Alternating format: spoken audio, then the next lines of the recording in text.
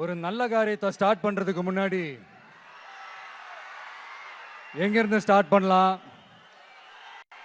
நம்மள பிடிச்சவங்க இருக்கிற இடத்துல இருந்து ஸ்டார்ட் பண்ணலாமா?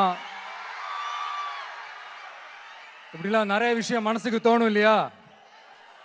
அது மாதிரி தமிழ்நாடே நமக்கு பிடிச்ச இடம் தான், நமக்கு மனசுக்கு ரொம்ப பிடிச்ச இடம் தான். தமிழ்நாட்டில் எங்க இருந்து வேணாலும் நம்ம ஸ்டார்ட் பண்ணலாம். பட் இருந்தாலும் நம்ம வீட்டு வாசல்ல இருந்து ஸ்டார்ட் பண்றதுன்னு ஒண்ணு இருக்குல்ல. நம்மள பெத்த அம்மா இருக்கிற இடத்துல இருந்து அவங்களோட ஆசியோட ஸ்டார்ட் பண்றதுன்னு ஒண்ணு இருக்குல்ல.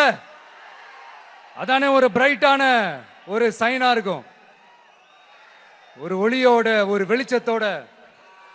சோ இதெல்லாம் மைண்ட்ல நினைச்சுக்கிட்டு தான் உங்க விஜய் உங்க பெரம்பூர் தொகுதியிலிருந்து, நம்ம பெரம்பூர் தொகுதியிலிருந்து நம்ம பிரச்சாரத்தை ஸ்டார்ட் பண்ணணும்னு முடிவு பண்ணிட்டேன். வட சென்னையில ரொம்ப மிகப்பெரிய அடையாளத்துல ஒன்னா இருக்கிற நம்ம பெரம்பூர் தொகுதியில நம்ம லூர்ட்ஸ் அன்னை சர்ச் இருக்கிற, பிரசன்ன லட்சுமி நரசிம்மர் கோயில் இருக்கிற, பல புகழ்பெற்ற மசூதிகள் இருக்கிற இந்த பெரம்பூர் தொகுதியில நம்ம பிரச்சாரத்தை ஸ்டார்ட் பண்றோம். உன்னை மனசார நேசிக்கிற, உன்னோட மக்கள் இருக்கிற, உழைக்கிற, உழைப்போட வாசனை இருக்கிற அப்படிப்பட்ட ஒரு பகுதியிலிருந்து உன் பிரச்சாரத்தை ஸ்டார்ட் பண்ணி விஜயனை மனசு சொல்லிச்சு. அதனாலதான் நான் இங்க இருந்து ஸ்டார்ட் பண்றேன். என் நெஞ்சில் குடியிருக்கும் பெரம்பூர் தொகுதி மக்களே, பெண்கள் பாதுகாப்பு இல்லாத, சட்டம் ஒழுங்கு சரியில்லாத, போதை பொருள் அதிகமா இருக்கிற நம்ம தமிழ்நாட்டை நம்ம காப்பாத்தி ஆகணும். தமிழ்நாட்டை இப்படி ஒரு நிலைமைக்கு கொண்டு வந்தது யாருன்னு நான் சொல்லிதான் உங்களுக்கு தெரியணும்னு அவசியம் இல்ல.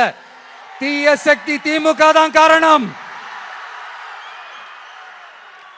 இப்படி ஒண்ணுத்துக்குமே உதவாத இப்படி ஒரு ஆட்சியை நடத்திட்டு விரைவில் விடை பெற போகும் ஸ்டாலின் சார் தான் காரணம்.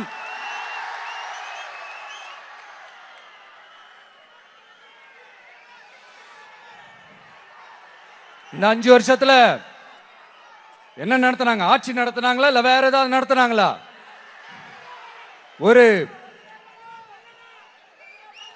சோறு தண்ணி கூட இல்லாம இருந்திரலாம் போல, ஒரு அடிப்படை வசதிகள் கூட இல்லாம எப்படி இருக்கிறது? நம்ம பொம்பளை பிள்ளைங்களா ராத்திரில டாய்லெட் கூட போக முடியல. போயிட்டு வர கேப்ல என்ன நடந்துருமோ என்ன ஆயிடுமோ பதட்டத்தோட இருக்க வேண்டியதா இருக்கு. ஒரு பாட்டி வயசுல இருக்கிறவங்களுக்கு கூட பாதுகாப்பு இல்ல. ஒரு டீ கடையில நிம்மதியா டீ குடிக்க முடியல. போதையை போட்டு வந்து எல்லாரும் வெட்டிட்டு போயிடறானுங்க. இதெல்லாம் நாடா இல்ல காடா? இங்க கவர்மெண்ட் ஒண்ணு இருக்குதா இல்லையா? 5 வருஷம் போலீஸ் டிபார்ட்மெண்ட் கையில வச்சிருக்கிற ஸ்டாலின் சார் ஒரு அடிப்படை பாதுகாப்பை கூட கொடுக்க முடியலன்னா எதுக்கு இந்த ஆட்சி, எதுக்கு இந்த அதிகாரம்? அதனால என்னுடைய அம்மா, அக்கா, தங்கைகளே, தோழர்களே, இளைஞர்களே, நண்பர்களே, உங்களை நான் கேட்கிறேன், இந்த தீய சக்தி திமுக ஆட்சியில பாதுகாப்பு இருக்கா? இந்த தீய சக்தி திமுக ஆட்சியில குழந்தைகளுக்கு பாதுகாப்பு இருக்கா? இந்த தீய சக்தி திமுக ஆட்சியில நீங்க நிம்மதியா இருந்தீங்களா? ஸ்டாலின் சாருக்கு மக்கள்லாம் முக்கியமே கிடையாது. மக்களுக்கான அடிப்படை வசதிகள், பாதுகாப்பு, இதெல்லாம் எதை பத்தி முக்கியமே கிடையாது. அவருக்கும் இந்த திமுக அரசுக்கும் இந்த 5 வருஷத்துல என்ன முக்கியம் தெரியுமா? குடும்பத்தோடு சேர்ந்து கொள்ளையடிச்சதான் முக்கியம்.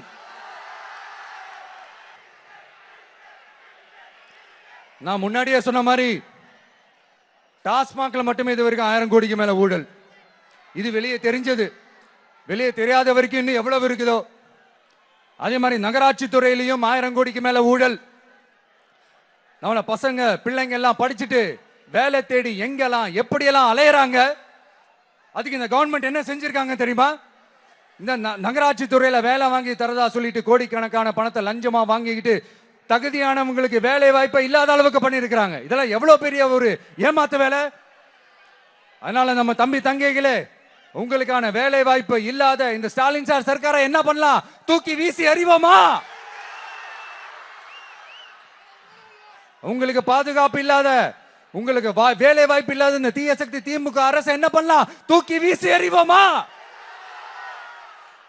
அடுத்து வண்டியா வச்சிருக்கிற பணத்தை என்ன பண்றதுன்னு தெரியாம இப்ப உங்க எல்லார்கிட்டையும் கொடுத்து எப்படியாவது ஜெயிச்சிடலாம்னு கனவு காணிட்டு இருப்பாங்க. நான் முன்னாடியே சொன்ன மாதிரி எல்லாத்தையும் வாங்கிக்கங்க.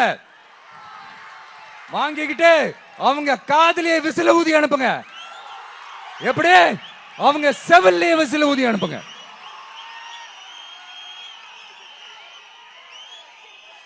எப்படி ஸ்மார்ட்டா நம்மளை ஏமாத்தி கொள்ளையடிச்சாங்களோ, நாமளும் ஸ்மார்ட்டா இந்த திமுக அரசுக்கு வேட்டு வைக்கணும். வைப்பீங்க தானே? உங்களுக்கும் நம்மளுடைய ஜென்சி கிட்ஸுக்கும் நான் சொல்லிக்கிறது ஒண்ணுதான். ஏப்ரல் 23ஆம் தேதி காலங்காத்தால பக்காவா ரெடி ஆயிட்டு உங்க ஓட்டர் ஐடி கார்டை கையில் எடுத்துக்கிட்டு முதல்ல பூத்துல போய் நின்னு அந்த விசிலுக்கு நேரா இருக்கிற அந்த பட்டனை ஒரு அழுத்துங்க. உங்க வீட்டுல இருக்கிற ஒவ்வொருத்தரையும் அழைச்சிட்டு போங்க. வெளியூர்ல இருந்து இங்க சென்னையில இருந்தீங்கன்னா ஊருக்கு போகணுமே ஓட்டு போடணுமே சொல்லி அசால்ட்டா இருந்துடாதீங்க. அட்வான்ஸா உங்களுடைய டிக்கெட்டை புக் பண்ணுங்க. இது ஒரு தலைமுறைக்கான தேர்தல், உங்களுக்கான தேர்தல். எவ்வளவு பெரிய வசதியான வாழ்க்கையா இருந்தாலும் எல்லாத்தையும் உதறி தள்ளிட்டு உங்களுக்காக மட்டுமே வந்திருக்கிறேன். உங்களுக்காக நன்றி கடன் செலுத்துறதுக்காக மட்டுமே வந்திருக்கிறேன். எல்லா வழிகளையும் தாங்கிக்கிட்டு உங்களுக்காக மட்டுமே வந்திருக்கிறேன். ஒரு நாளும் பொய் சொல்லி உங்களை நான் ஏமாத்த மாட்டேன். இந்த 4 முனை போட்டி 40 முனை போட்டி எத்தனை முனை போட்டி எத்தனை உருட்டினாலும் இங்க 2 முனை போட்டி தான். ஒன்னு டிவிகே, இன்னொன்னு டிஎம்கே. மக்கள் விரோத ஆட்சி நடத்துற ஸ்டாலின் சார் வேணுமா? மக்களை நேசிக்கிற விஜய் வேணுமா? அவ்வளவுதான் இந்த தேர்தலே.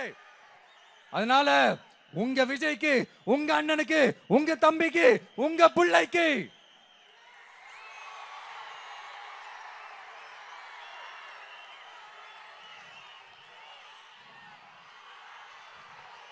ஒரே ஒரு வாய்ப்பு கொடுங்க. தயவு செஞ்சு விசில் சின்னத்துக்கு ஓட்டு போடுங்க. இது ஒரு விசில் புரட்சி தேர்தலா இருக்கணும்.